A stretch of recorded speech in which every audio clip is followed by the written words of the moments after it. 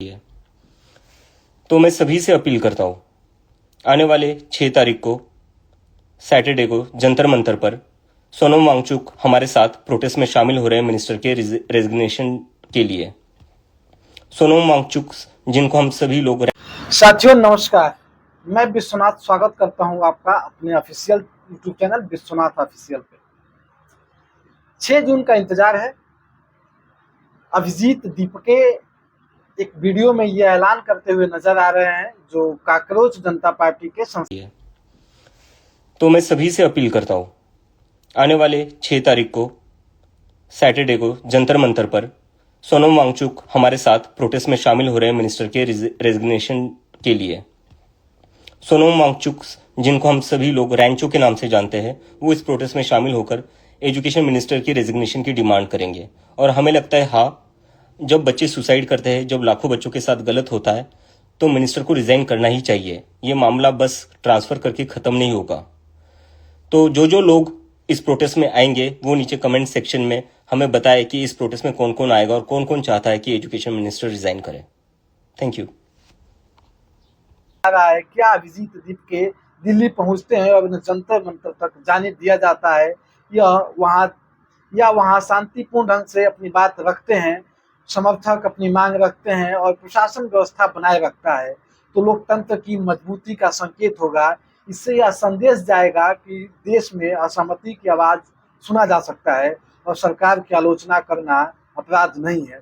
लेकिन अगर उन्हें एयरपोर्ट पर रोक लिया जाता है, अरेस्ट कर लिया जाता है, या एनएसए के तहत या राष्ट्रीय सुरक्षा की हवाला देकर उन्हें अरेस्ट कर लिया जाता है, तो लोकतंत्र की कहीं ना कहीं कमजोरी नजर आती है। और क्या सरकार से सवाल पूछना गलत है? क्या छात्रों के मुद्दे पर आवाज उठाना अपराध है? यहाँ तक एक बात साफ समझनी होगी, किसी भी लोकतांत्रिक व्यवस्था में कानून व्यवस्था बनाए रखना सरकार की जिम्मेदारी होती है। अगर सरकार कार्यक्रम में हिंसा या सार्वजनिक सुरक्षा का वास्तविक खतरा हो तो प्रशासन कदम उठा सकता है, लेकिन दूसरी तरफ शांतिपूर्ण विरोध और लोकतंत्र असहमति का महत्वपूर्ण हिस्सा है। इसलिए हर कार्रवाई मूल्यांकन तथ्यों और कानूनों के आधार पर होना चाहिए, न कि केवल राजनीतिक भावनाओं के आधार पर होना चाहिए। आज देश का युवा कई सवालों से जूझ रहा है। रोजगार का सवाल है, प्रतियोगी परीक्षाओं में नकल का सवाल है, पेपर लीक की घटनाओं को लेकर चिंता है, भर्ती प्रक्रिया में देरी को लेकर नाराजगी है, शिक्षा व्यवस्था पर बहस है। ऐसे में जब कोई व्यक्ति छात्रों की समस्याओं को लेकर आवाज उठाने का दावा करता है तो स्वाभाविक रूप से युवाओं की एक वर्ग उसकी बात सुनता है।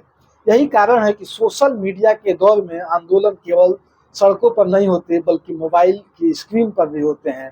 एक वीडियो लाखों लोगों तक पहुंच जाता है, एक पोस्ट हजारों को जोड़ देती है, एक हैशटैग राष्ट्रीय बहस का विषय बन जाता है। 6 जून का कार्यक्रम इसी डिजिटल राजनीति का एक उदाहरण है। अब पूरा ध्यान दिल्ली पर होगा। एयरपोर्ट पर क्या होगा, पुलिस का रवैया क्या होगा, प्रशासन का निर्णय क्या लेगा, जंतर मंतर तक पहुंचने की अनुमति मिलेगी या नहीं मिलेगी, ये सारे सवाल उन दिनों चर्चा के विषय बनेंगे। लेकिन पूरे घटना का सबसे बड़ा प्रश्न शायद यह है कि क्या भारत में असहमति लोकतंत्र की ताकत माना जाएगा या चुनौती? क्योंकि लोकतंत्र केवल समर्थन से नहीं चलता है, लोकतंत्र सवालों से भी चलता है। लोकतंत्र में सरकारें आती हैं, सरकारें जाती हैं, सरकारें बदलती हैं, लेकिन नागरिकों का अधिकार बना रहना चाहिए कि वे अपनी बात रख सकें। 6 जून को शायद केवल एक प्रदर्शन नहीं होगा। यह कहना कि किसी को निश्चित रूप से गिरफ्तार कर लिया जाएगा, एनएसए लगा दिया जाएगा या कोई विशेष कार्रवाई होगी, केवल अनुमान होगा। वास्तविक स्थिति 6 जून को प्रशासन निर्णय, कानून व्यवस्था की परिस्थितियों और घटना स्थल पर मौजूद हालात पर निर्भर करेंगे। फिलहाल इतना तय है कि 6 जून का दिन कई लोगों के नजर में एक महत्वपूर्ण तारीख बन चुका है। समर्थक इसे छात्रों की आवाज का दिन बता रहे हैं, जबकि आलोचक इसे राजनीतिक प्रदर्शन मान रहे हैं। लेकिन लोकतंत्र की खूबसूरती यही है कि अलग अलग घटनाओं को लोग अलग अलग नजरिए से देखें। अब घड़ी 6 जून की ओर बढ़ रही है। दिल्ली इंतजार कर रही है, समर्थक इंतजार कर रहे हैं, विरोधी इंतजार कर रहे हैं, और शायद सबसे ज्यादा इंतजार इस बात का है कि उस दिन लोकतंत्र की तस्वीर कैसी दिखाई देगी, संवाद का विरोध या टकराव की आवाज होगी।